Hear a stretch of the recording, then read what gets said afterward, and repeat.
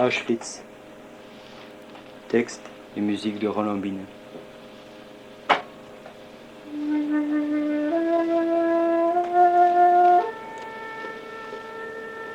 Les cris de détresse, les clameurs, les hurlements, les supplications, ce long cortège émouvant, ces visages émaciés, ces vêtements souillés par le transport, ces enfants apeurés qui s'agrippent à leur mère.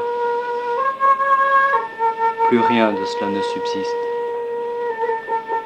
Les cheminées des crématoires ne crachent plus leur fumée.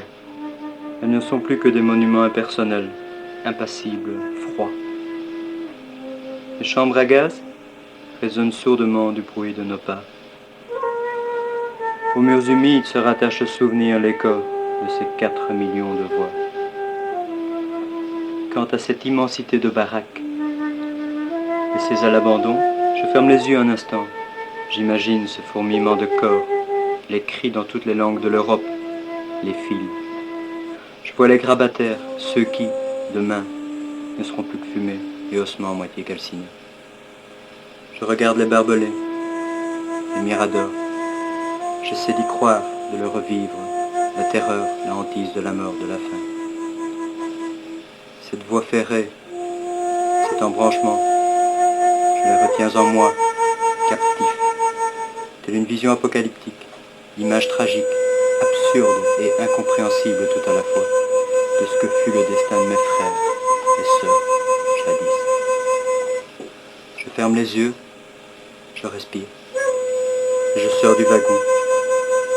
Je tiens à peine debout après ces 70 heures de transport, sans boire, sans manger, parmi les vivants, les morts, les excréments. J'essaie d'oublier ces instants de panique, ces moments d'hystérie. Je cligne des yeux, je regarde autour de moi.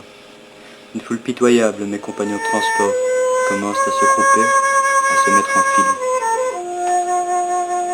Il fait glacial. L'humidité est atroce. Le froid pénètre les vêtements, la chair. L'attente est interminable. Autour de nous circulent des êtres étranges, habillés d'une façon bizarre. Ils ont le crâne entièrement rasé. Leur corps est d'une maigreur épouvantable. Qui sont-ils? Que font-ils? Parmi eux, personne ne relève la tête ou ne nous regarde. Ils s'affairent, courent sans cesse, le dos légèrement voûté. La file avance, lentement. Au loin, j'aperçois des fumées qui montent incertaines dans le ciel.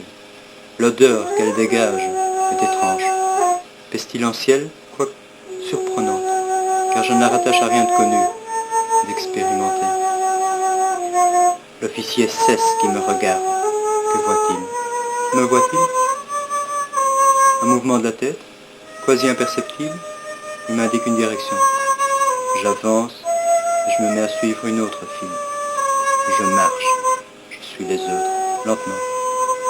Je pose ses pieds à terre, les relève en un automatisme délétère, final. Les aboiements d'ordre fusent de part et d'autre. Je n'ai rien compris.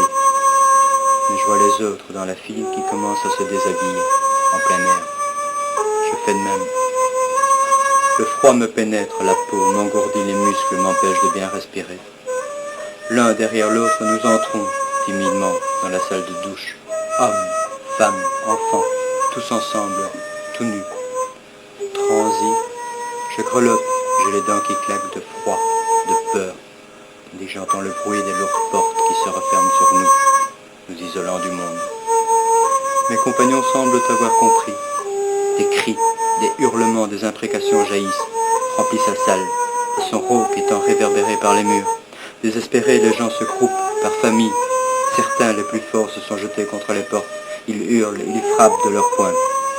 Pour moi qui n'ai plus rien sur la terre, seul le silence de la solitude sera mon sort. Quand les premiers cristaux tombent à terre et se fragmentent, et que les premières nuées toxiques s'en dégagent, tous, en chœur, nous entamons le Shema Israël à pleine voix, et nous nous donnons la main.